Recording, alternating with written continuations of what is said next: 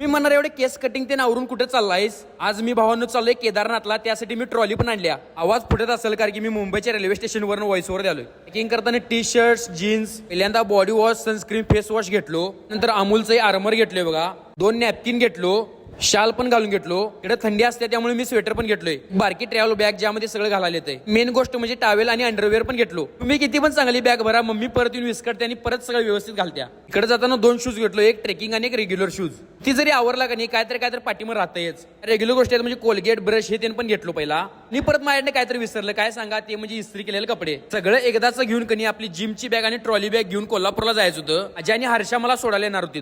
आत गेल्या आदित्यदा भेटले, ज्यांनी की हे सगळं टूर मॅनेज केल्या. अंबाबाईच्या मंदिरामध्ये जाऊन फोटो सेशन करायचं होतं आम्हाला सगळ्यांना. अंबाबाईच्या मंदिरापासून सुरुवात करून मी डायरेक्ट पोहोचलो नवी मुंबईमध्ये. कुठं सांगा?